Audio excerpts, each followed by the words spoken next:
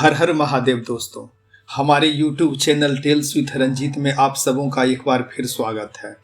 इस बार मैं आप सबों के लिए जालंधर की उत्पत्ति और उसके वध की यह रोमांचक और दिव्य पौराणिक कथा लेकर आया हूँ। आशा करता हूँ यह पौराणिक एवं धार्मिक कहानी आप सबों को और भी अधिक धर्म के रास्तों पर चलने के लिए प्रेरित करेगी। एक बार देवराज इंद्र अपने अहंकार में भगवान शिव के पास पहुंचते हैं। उस समय भगवान शिव एक साधु का रूप धारण किए हुए थे।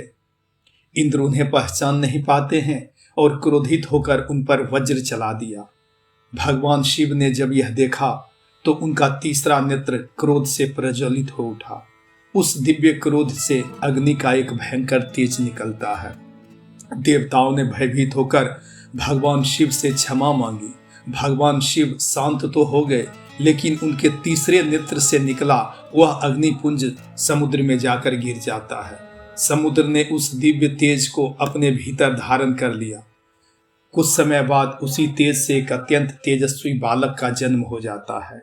समुद्र देव ने उस बालक को पुत्र के समान पाला। क्योंकि उसका जन्म जल में हुआ था, इसलिए उसका नाम रखा गया जालंधर। जालंधर बचपन से ही अत्यंत शक्तिशाली था। युवावस्था में उसने कठोर तपस्या करके भगवान ब्रह्मा को प्रसन्न कर दिया। ब्रह्मा जी प्रकट होते हैं और बोलते हैं, वत्स मांगो, क्या वर चाहिए। जालंधर बोलते हैं, प्रभु मुझे ऐसा वरदान दीजिए कि कोई भी देवता मुझे पराजित न कर सके।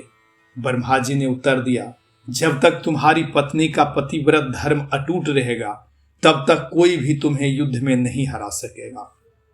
यह वरदान सुनकर जालंधर अत्यंत प्रसन्न होता है।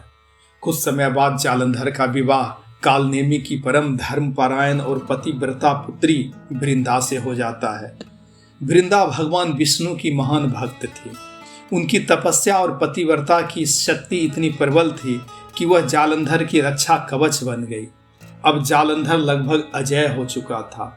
अपनी अपार शक्ति के बल पर जालंधर ने देवताओं पर आक्रमण कर दिया। इंद्र, वरुण, अग्नि, वायु और अनेक देवता उसकी शक्ति के सामने टिक नहीं रह सके। स्वर्गलोक पर उसका अधिकार हो जाता है।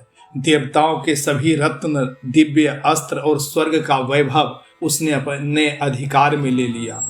देवतागण भयभीत होकर भगवान विष्णु और भगवान शिव की शरण में पहुंचते हैं। देवताओं ने भगवान विष्णु से कहा, प्रभु जालंधर को कोई भी पराजित नहीं कर पा रहा है, कृपया आप हमारी रक्षा कीजिए। तभी भगवान विष्णु बोलते हैं, जब तक वृंदा का पतिव्रत सुरक्षित है तब तक जालंधर का कोई बाल बांका भी नहीं कर सकता है। उधर जालंधर का अहंकार दिनों दिन प्रतिदिन बढ़ता ही जा रहा था। एक दिन उसके मन में एक विचार आता है, यदि मैं कैलाश पर अधिकार कर लूं और माता पार्वती को प्राप्त कर लूं तो मेरा साम्राज्य पूर्ण हो जाएगा। यही विचार उसके विनाश का कारण बनने वाला था। जालंधर ने अपने दूत के माध्यम से भगवान शिव को संदेश भेजा, कैलाश छोड़ दीजिए और माता पार्वती को मुझे सौंप दीजिए। यह सुनकर भगवान शिव मुस्कुराए। उन्होंने कहा, अहंकार मनुष्य ही नहीं देव और दानव का भी विनाश कर देता है। इसके बाद जालंधर विशाल सेना लेकर कैलाश की ओर आगे बढ़ता है। कैलाश पर्वत के समीप देवताओं और असुरों के बीच भयंकर युद्ध छिड़ जाता है। आकाश अस्त्र शस्त्रों की चमक से भर जाता है।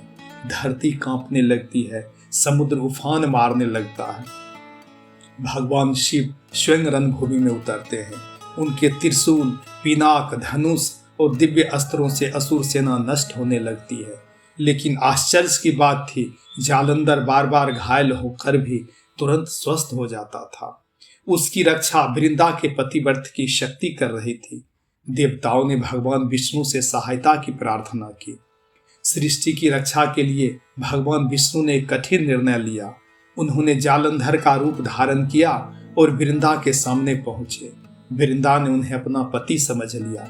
जैसे ही उनका पतिव्रत भंग होता है, उसी क्षण जालंधर का दिव्य सुरक्षा कवच भी समाप्त हो जाता है। जब वृंदा को सत्य का ज्ञान हुआ तो वह अत्यंत दुखी हुई। उन्होंने भगवान विष्णु को श्राप दिया, आप पत्थर के रूप में पूजे जाएंगे और आपको अपनी पत्नी से वियोग सहना पड़ेगा। कहा जाता है कि इसी श्राप के कारण भगवान विष्णु शालिग्राम के रूप में पूजे जाते हैं और राम अवतार में उन्हें माता सीता का वियोग सहना पड़ा। वृंदावन ने अंततः योगाग्नि में अपना शरीर त्याग दिया। उनकी पवित्र स्मृति में पृथ्वी पर तुलसी का प्राकट्य हुआ। तभी से भगवान विष्णु की पूजा तुलसी दल के बिना अधूरी मानी जाती है। उधर रणभूमि में अब जालंधर का दिव्य कवच समाप्त हो चुका था। भगवान शिव ने उसे अंतिम बार समझाया, जालंधर अभी भी समय है, अपना अहंकार त्याग दो। लेकिन जालंधर युद्ध के लिए तैयार रहा। तब भगवान शिव ने अपने त्रिशूल और दिव्य शक्ति से उस पर प्रहार किया। एक भीषण गर्जना के साथ जालंधर भूमि पर गिर पड़ा। उसका तेज पुनः भगवान शिव में समा जाता है, क्योंकि उसका जन्म भी उन्हीं के दिव्य तेज से हुआ था।